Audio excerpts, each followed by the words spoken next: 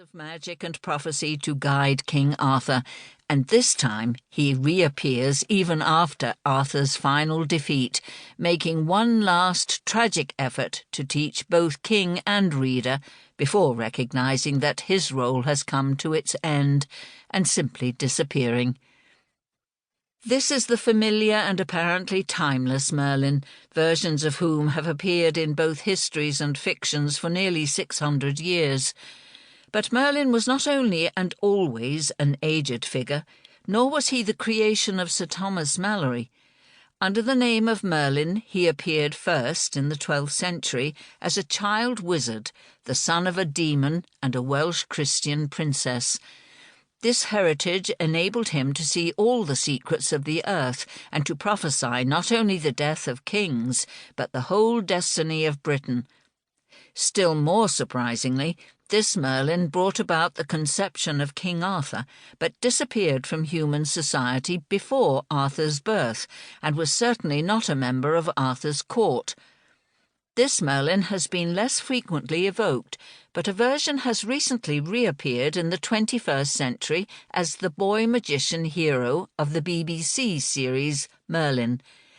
Here he was shown learning to handle his own powers whilst also preserving both Arthur and Camelot for future greatness.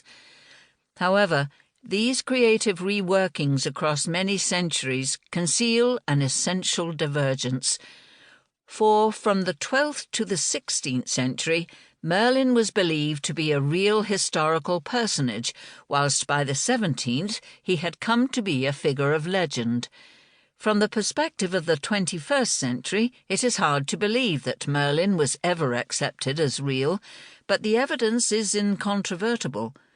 In this book, I take seriously the importance of Merlin's medieval existence as an historical figure, separate from his fictional representations. This challenges the established tradition of treating Merlin as an archetypal figure based on legends which grew over many centuries and which retained their symbolic power throughout all the changes of shape imposed upon the magician himself. But this new approach is vital for understanding the impact and significance of Merlin's own shift from historical personage to legendary archetype.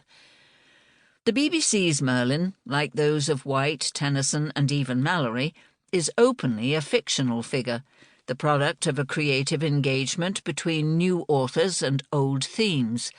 For writers in this tradition, the adding of adventures, love affairs and magical combats is both an important part of the creative process and entirely acceptable. Such alterations and additions are central to the creation of historical fictions. But historical fictions should be considered separately from histories, and that is what I set out to do in this book. Of course, it is perfectly possible for a well-known figure to be presented in both historical and fictional forms.